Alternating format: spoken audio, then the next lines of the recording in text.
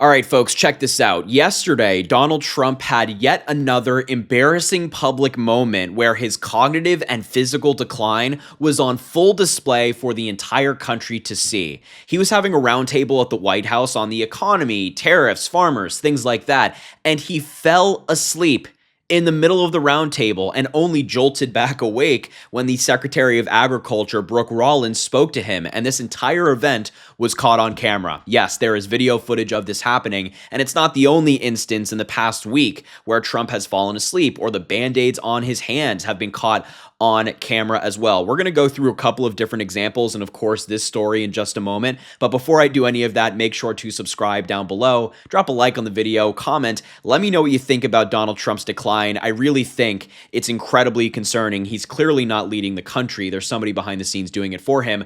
But let's get into this. Before we look at that article in particular, I want to show you this side-by-side footage, which was created by Midas Touch. They say, in recent weeks, Trump has become increasingly agitated whenever reporters press him on statements he made that he now insists he can't remember. So Donald Trump is saying something and then just days later forgetting he said it. Just watch this side by side. It is stunning. Mr. President, you said you would have no problem with releasing the full video of that strike on September 2nd off the coast of Venezuela. Secretary Hegseth now says...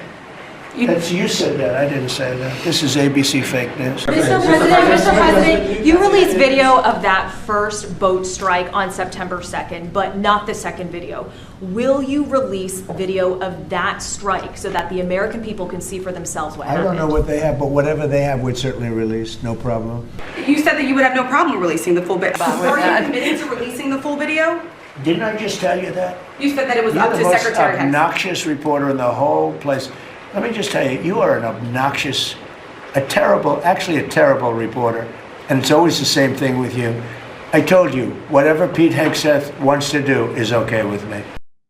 Okay, yeah, so you're kind of seeing what we're talking about here. One day he says, yeah, release the footage of the strike, no problem. The next, he's like, just 5 days later, well, you know, I don't know, I'm going to defer to Pete Hegseth, and you're an obnoxious, terrible reporter for asking this question. He would only say that to a woman reporter, by the way. He keeps attacking women reporters, calling them terrible or be quiet, piggy, and things like that. But just look at that side by side. That is stunning. He said it 5 days ago and can't remember.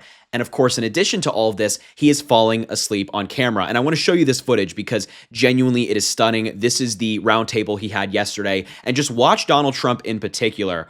It's bad. It's bad. Bridge is absolutely necessary based on where we are right now. So as the president said, we are very pleased to announce that today we are going to be effectuating an $11 billion bridge payment to our farmers. The money will move by February 28th of 2026, but by the end of this month, so just in the next couple of weeks, every farmer that is able to apply for it will know exactly what that number looks like. So as you are going to your lender, as you are working to ensure and understanding what you can plant for next year, you will have that number in hand. And we will continue to talk to our farmers, continue to understand exactly what this looks like and what is necessary. The final thing I'll say is, 12 billion. Well, we're holding $1 billion back. So today we are... Look, he doesn't even know he tried to correct her and say 12 billion, but he doesn't even know, and she explains how he's wrong.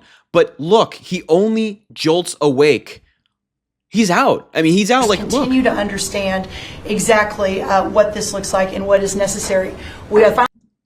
He just jolted awake. I'm gonna watch it one more time because I think I mean, this is the guy that's meant to be leading this country. In hand, and we will continue to talk to our farmers, continue to understand exactly what this looks like and what is necessary.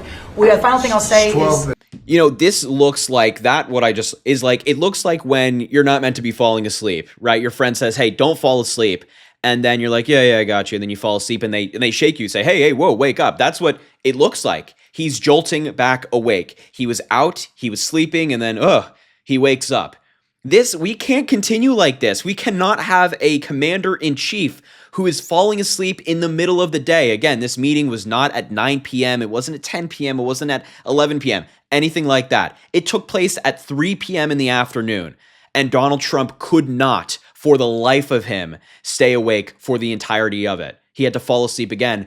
And again, I have to continue hammering this home. This is not the only example of this taking place. I mean, just earlier this week, we saw Donald Trump at a group meeting where this is what he looked like. In resolving the underlying issues. President Trump introduced a new and effective dynamism that created the space for breakthroughs. His approach is even-handed. Never.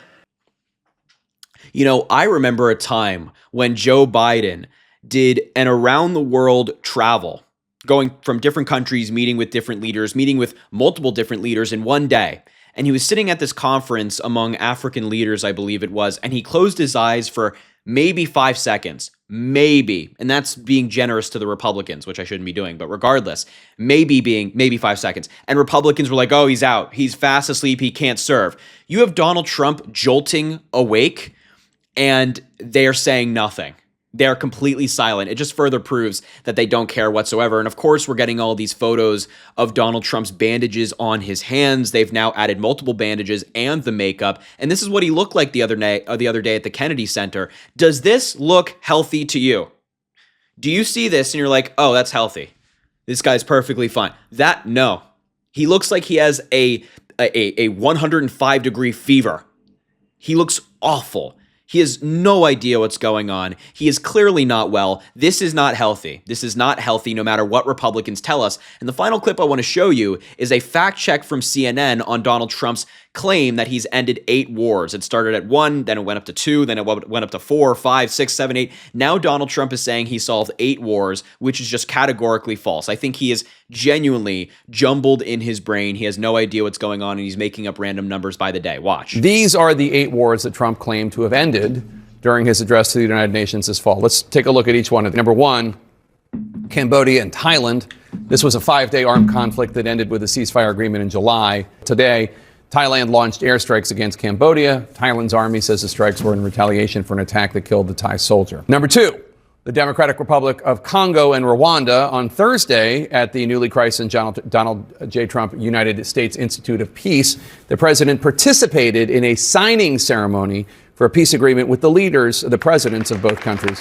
That war has continued, however, in part because Thursday's deal was never signed by the leading rebel coalition that's actually doing most of the fighting. And just today, a bomb explosion killed more than 30 people in eastern Congo. War number 3, Ethiopia and Egypt. This is not actually a war. It's a long-running diplomatic dispute about a major Ethiopian dam project on the Nile. War number 4, Serbia and Kosovo. This is another supposed war that didn't actually occur during Trump's presidency. Number 5, Israel and Hamas. The situation in Gaza right now is tenuous. Attacks there have continued since the October ceasefire deal. War number 6, Israel and Iran. This too was a truly hot war, both countries launching missiles against each other for 12 days this June. Number 7, India and Pakistan. This conflict heated up after a terrorist attack in April. It led to days of drone and missile strikes. The Indian government has denied that the U.S. played a role in negotiating the ceasefire. That's number 8, Armenia and Azerbaijan. It's a conflict that goes back decades. In August, the leaders of Armenia and Azerbaijan met at the White House with President Trump. They signed a declaration to seek peace, but importantly, a final peace agreement has yet to happen. So Trump is just making up numbers here, and he just says, I solved this war, I solved this war. So none of them have really been solved, right? He is not the peace president by any stretch of the imagination. I mean, we're talking about war crimes, of course, with him striking boats off the Caribbean. And I'm just confident that behind the scenes, his advisors are telling him, hey, go out there and say this number today. And he does it because at this point, he's just being controlled by Stephen Miller and all the people behind the scenes because he doesn't know what's going on. I mean, he is mentally declining. He has no idea what's happening in the world around him. He is not fully there. And I think that's where a lot of this claim stems from. And of course, I've had, my problems with Jake Tapper and whatnot, but this was a good fact check. So look, I'll leave the video there. I just thought this clip of him jolting back awake was so concerning. Make sure to subscribe down below, drop a like on the video, comment. Let me know what you think about the story. Let me know your thoughts on Trump's decline. And as I always say, have an amazing rest of your day, and we will talk soon.